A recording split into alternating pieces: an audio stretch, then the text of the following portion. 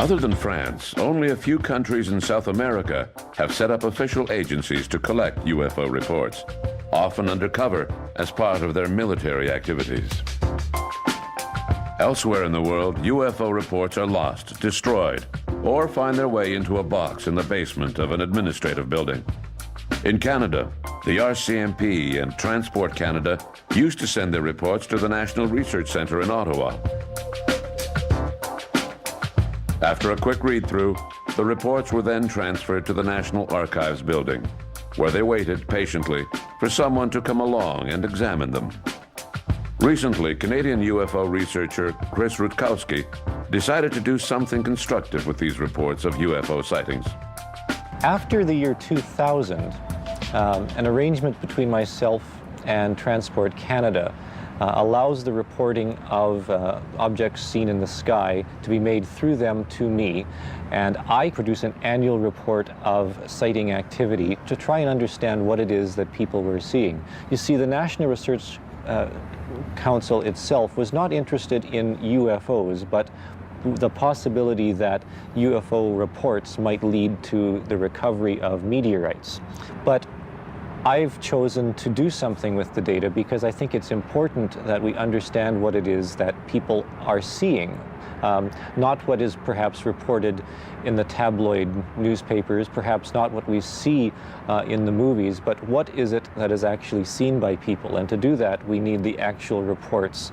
So it is a very good arrangement from a scientific standpoint, simply collecting the data from Quebec, from Newfoundland, from British Columbia, from the Yukon and Nunavut now as well, and analyzing the data for an understanding of what it is people really are experiencing and seeing when they report a UFO. Chris Rutkowski's initiative is an exception to the rule. In the United States, where more UFO sightings are reported than anywhere else in the world, there is no mechanism in place to provide UFO groups with a copy of these reports. They usually end up in a shredder.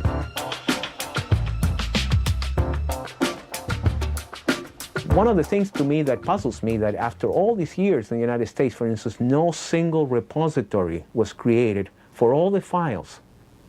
That would have been money much better spent, you know, and just create a central location where when the organizations go out of business, or which happens, you know, when the leader dies or something like that, there's nothing. After 50 years of UFO research, how can we best sum up the results? Researchers, for the most part amateurs, have still not succeeded in rallying the science community to their cause.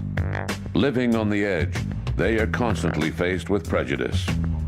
For the time being, UFO hunters continue their pursuit, navigating through strange worlds in the search for evidence to support their theories. Beyond the rhetoric of UFO groups, it is clear that if scientific institutions were to undertake a serious study of UFOs, they would not make long philosophical speeches on the wonders of science.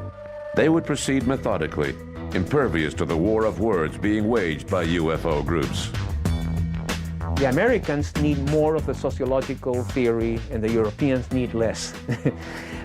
Because in America, it's not at all liked by the ufological community, who is completely committed to strictly nuts and bolts, ET, aliens, crash saucers, genetical hybrids with abductions and so on.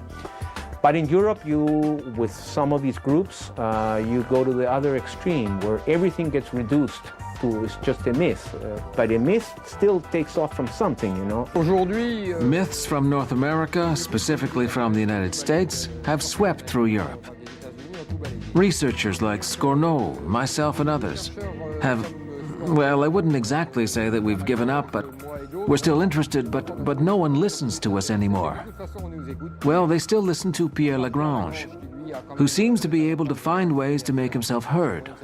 But no one really listens to us anymore. They're only interested in those myths from the United States. There's another factor that's also becoming into play. the internet. As a professor, I have several students who are interested in UFOs, but they know nothing of all the serious research that was done on the subject. When they hear the expression flying saucer, they immediately think of the American myths and all of the information circulating on the internet.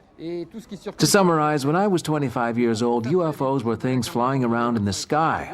We would go into the field to observe them. These days, young people look up information on the internet.